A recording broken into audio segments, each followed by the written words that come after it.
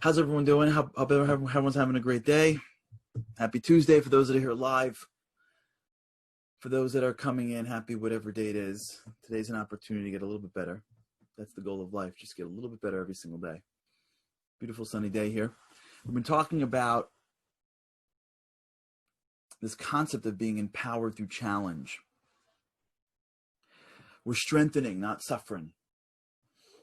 And when we recognize that the power is in our hands, not to maybe control what we're physically going through, but to control how we approach it, to control how we view it, to control how we interpret it. What we're doing really is we are separating the mental piece of it and the physical piece of it. And by just separating those two pieces, it enables us to get more energy, more willpower, more capacity to not only deal with what we're going through, but also to frame what we're going through. So we spoke about this a little bit, but I want to talk to you a little bit about the concept of memory. So when we think about our memory, if you notice something, outside the people that have like photographic memories, like for the rest of us, we have a concept in our mind, we spoke about this, called synaptic pruning. And it impacts our memory, right? We don't remember everything. We don't have the ability to just pull up things. We're not computers. We can't just go and search our Dropbox and pull up a file from 10 years ago. It's not really how it works. If you remember things in life, usually it's being triggered by something. That's why if you ever I read this book a while ago called Walking with Einstein. Andy, look this up. It's like something with Einstein. It's written by a guy who hacked his brain and won like the memory championships. It's like Dancing with Einstein or Dinner with Einstein or something with Einstein. He basically is a journalist that figured out Liran, you're like ahead of everything. Every time, I think Liran is the most well-read guy I know. And what basically he spoke about this concept called memory, like Liran said, memory palaces, where what he was doing was moonwalking with Einstein. Thank you. Moonwalking with Einstein. And the premise of the book, as far as I remember it, was this journalist figured out that your brain is much more powerful than we think. The reason we don't remember things is because we don't build a narrative around it. There's nothing to link it. But if you could create what he calls these palaces, where you take ideas or take memories and stick them into different rooms, it's like a hack, where because you're building a whole world around it, you're able to create some narrative that sort of draws the memory together. So you won't remember all these digits, but if you play with them in your mind and put them in different rooms, now you've created something that's new. And as you create things that are new, it'll connect the dots. As you have a richer experience that triggers together, the things will connect. That's why sometimes you'll remember a game or a movie or something and then you'll get the whole thing. Because your brain is all interconnected. And when you hit one piece of the web will continue. But you need some narrative to connect the dots. You need something. Just a randomness is very difficult to pull up. I once watched this documentary about a memory specialist. And they were like blown away. Like he came in and like met people on the way into something. And then afterwards, like, oh, Steve, oh, Mary. They're like, whoa. And after he's like, listen, I said, Steve, Steve, I see Steve in the Eve. And like, he's like playing a game with himself. So now when he sees the guy, he's picturing, evening. And then the next, Mary, Mary is, and he's, so you do it like the first time, it takes you forever. But if you do it, you're like your whole life, you get it quickly. You start coming up with little ways that make things a little bit that separate out from the norm, create some links so that now you remember Steve. Otherwise, Steve would get lost. But you're linking things. Now, there's some great research where they showed how your memory is very much connected to your future, right? Because you're drawing on it very much to create your future. We know this. We've been speaking about this. So the more you're able to hone in on what you remember, the more you will have what to draw on when you deal with what's in front of you. Why is it so critical for? Because your narrative will very much dictate what you remember long term. So when you go through a challenge and you engage in that challenge with a higher level of enthusiasm, you reserve judgment as to what the challenge will be. And then you try to see the benefits of challenge. What will happen is that when you remember the challenge in the past, you are more likely to remember the positive aspects of the challenge than the negative aspects. And your brain will start to see challenges in their most positive light. So I had this conversation yesterday with one of my children. I was trying to deliver this message. These boosts are very important to me, and they mean a lot to me. And I try to, when we talk about something, I'm like, wow, this is like on top of my head. So I was talking to one of my kids yesterday about this, about how life, once you appreciate that nothing comes to you randomly, which is a huge thing to appreciate. I'm not taking that for granted. There's a concept in Jewish thought that believes that God is everywhere. In Hebrew, it's Ein Od Milvado. There is nothing but him. That means that there is nothing in the world that is not divinely orchestrated, doesn't have God in it. When you believe that, which is not an easy thing to believe, and I don't want to take that for granted, that people just like, oh yeah, you have to work on yourself to really believe that whatever comes your way came your way for a reason. It wasn't just because you messed up 10 steps earlier. It was just because you're unlucky. It really I gotta tell you personally, it bothers me when people are very successful and say, I got lucky. I know they're trying to be humble about it. It just bothers me. It's something about luck that bothers me. It just feels so random. It feels so unpurposeful. That's just me. But when you live in the space that there's nothing that's random, and then you also can attach to that another Jewish phrase that everything is for the best. In Hebrew, it's gam zu l'tova. When you marry these two concepts together, of that there's nothing random and it's all going to be great, you're left with this feeling of, wait, but what if it doesn't feel good? It's almost the burden shifts on you to make it as great as you can make it, to make it, to recognize that there's good here. I got to bring that out. I can't watch it happen. I have to make it happen. I am an actor in this. And if I work to bring it out, it will come out.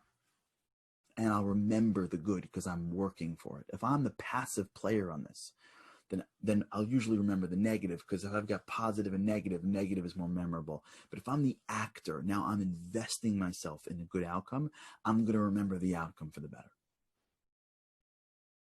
Right, the co-creator. You, very good, Leah. You are the partner with God in this. When you invest in something, you become more likely to see it that way. That's why there's a lot of research. I think there's a book, I think it's called Influence. No, I'm forgetting. Andy, look this up. It's Chip Heath wrote it. Chip and his brother wrote it. It's about influence. I think it's called Made to Stick. And then it's called Made to Stick. And they speak about influence and how to influence people. It's a great book. Andy will pull it up right now. For those that are live with us, Facebook or on Zoom, you get the benefit of our star producer, the Wizard of Oz himself, Andy Boltax. There he is. That was less than 60 seconds, Made to Stick. Chip and Dan Heath. And in there's a chapter that speaks about getting people to buy into your what you want. And they speak about why, I don't think we do this anymore, because I don't, but maybe you do. Like, I don't think I've answered a telemarketer's call in forever, right? Like, we got, everything tells you it's telemarketing, right? Even like on my phone, it's like potential spam. I'm like, potential spam? I'm not taking that chance. But I maybe like 10 years ago, like sitting at home, or 20 years ago sitting at home and like, hello. And then you're like, oh, oh no, but you can't hang up because you want to be a nice guy. Telemarketers. So if you notice in their scripts, usually they ask you 2 or 3 questions first. How's your day? It's hot outside, isn't it? Summer's almost over. They'll throw a couple of questions because what they're trying to do is get you to say yes 3 times.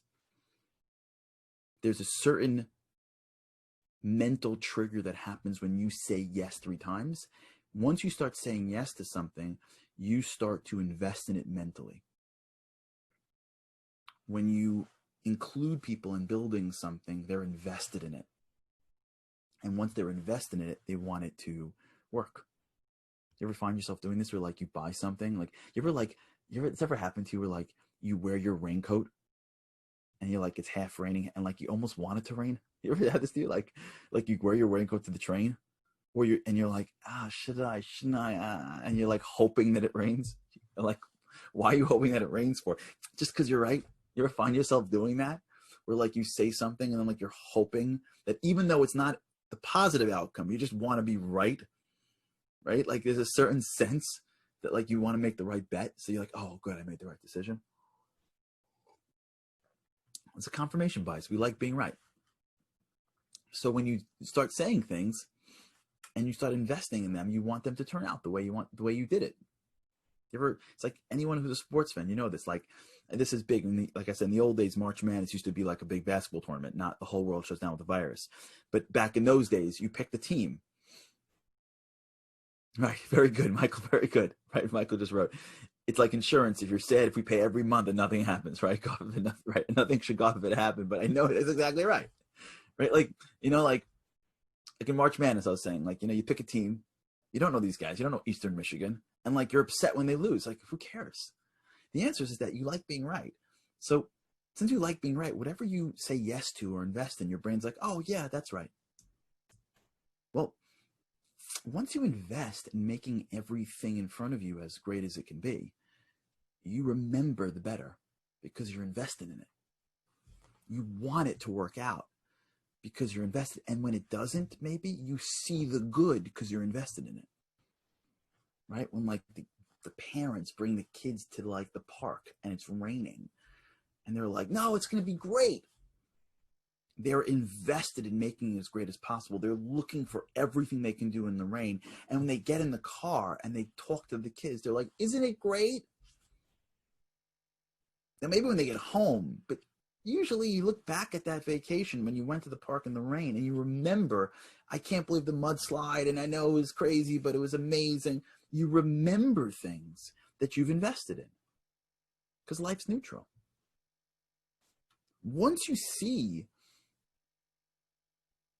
that you're a creator or co-creator, as Leron said, in what's in front of you, the more you make things as great as they can be, the more you take the responsibility that everything you're doing should be done with empowerment, the more your memory will look back and find the moments that were great. And then your memory starts to build a narrative. And the narrative is, we roll and challenge. That was great last time, or we overcame that. And as your memory starts to build these palaces or these narratives where what hooks onto the narrative is not the whole story, but the parts of the story that is the strongest parts, then you look to the future and your brain pulls all of that memory that says, I know this is hard, but it'll work out. Remember that time? And then you start to go out into this world and you start taking the risks because the downside changes. So if it rains, it rains. So if I fail, I fail. Remember that time when we did that project and 2 people showed up? That was crazy. We had all that food to ourselves. It was hard, but it was great. We were laughing about it. We knew we did the right thing, even though they didn't come. The making that moment of failure as exciting as you can make it, because you know that these feelings of negativity are not feelings of negativity because you're going through physical pain, because you're going through emotional pain, but you can change that. You can change how you respond to things. You can make it great, because if it was brought to you, it was brought to you for a reason. And that reason has to be for your ultimate benefit. So make it great. So then a year later, you look back and you go, remember we had that program and nobody came? I know it was hard, but we had all that food to ourselves and we ended up doing this, we ended up doing that. And then the next time you look at a program, you're like, okay, what's my downside? Nobody comes. They didn't come last time I survived. It's happened so many times. I was just having this conversation yesterday with one of my children about the quarantine. Remember, we couldn't go there, but we made it fun. We did the best we could, and it was sweet. It was sweet, and the kids, like my son's, like, yeah, it was sweet. Now we look back at a moment of quarantine that should have been a little bit bitter for us. I should have lost the taste of what we were looking forward to doing. I'm not saying it was like as sweet as anything we're doing, but it was sweeter because we remembered it sweeter. So now when you look back in your memory at that same moment, you remember that moment sweeter. Now, that's how memory works. Because when you look back at things and you look at them for the most positive light, your brain starts to remember the most positive parts of that. And then you start to create these narratives in your mind of positiveness that took place in challenge. So that when you look out into the future, your brain pulls so much more positivity, which then gives you so much more resilience and so much more strength and so much more risk-taking and so much more of your ability to stand out and try new things, which is what brings more success. It gives you so much more energy for effort, which brings more success. It gives you so much more of a positive attitude, which brings more people and more success. Because that's what success is. It's getting up one more time than you got knocked down. It's pushing when everyone else gives up. It's not being brilliant. It's not having everything handed to you on a silver lining. I find some of the people that were like the smartest kids I knew, I don't think they're more successful than those that were slower learners. I don't think so at all. In fact, I find some of the people that when they were younger had everything. They were like God's gift to the world. I don't know if they're more successful in any which way than those that struggled. Because greatness comes from struggle. There's a reason why the Israeli army is the greatest army in the world. There's a reason why they've done things that no one has done. Can you imagine the story of a small little country that just listen, we've always had Jews living there, but basically showed up 70 years ago? Like, can you imagine like countries coming to train in Israel? Can you imagine Israeli technology companies leading the way? How is that possible? Isn't it because, listen, so it's also from God, but like, isn't it because of the challenge? Isn't it because they were able to operate under challenge? The challenge didn't break them, it made them. But it only works if you can turn around and see the positivity in the challenge. So when you approach things with like your fists up, going like, let's make this great. Let's make it great. Come on. I know it's tough, but let's make it great. When you make things great, that's awesome. Miriam has a great thing up here for those who are able to watch that. Check out Miriam's post just now. I won't do it justice if I read it, but check it out. Andy, post it on the chat if you don't mind. When you make things great, you force yourself to invest in the positivity of something. Now you're forcing your brain to see the positive because you have to, because that's how you're going to make it great. And now you're building a narrative so when that event passes and you look back at it, you see the most positive in it, which will then only make you, the next time you're in front of you, think back towards the positive. It'll start to create these strands of positive narratives in which you see the world, so that when you encounter a similar event in the future, you've already had the neuroplasticity built that this is going to be positive. And you're like rounding out in your life all these positive ways of seeing things. And if it works out, awesome. And if it doesn't, it's still positive. Let's take out real challenge for a second. That's how you become stronger. That's how empowerment leads to massive success. Because you don't get knocked down when you stub your toe. You don't get knocked down ever. And it's always when you're down the road after going down and going down and going down and getting up and getting up and going down and getting up, always at the end of that, do you get up and go, oh, I got it now. And you look back and you look to your right and they don't have it, because the people that were just as smart, they're still laying down. You're only there because you've worked through it. Okay, we'll continue this. We're going to talk about being a giver. Hopefully that'll be tomorrow. How to tap into that. All right, everybody. Thanks so much for tuning in. Think about this today. Take one thing during your day that's neutral or a little negative and force it to be positive. Force it to be positive. You'll see that we have so much positivity that's built inside us that we can assert on the world. All right. With God's help, I cannot wait to see you again tomorrow. Have an awesome day.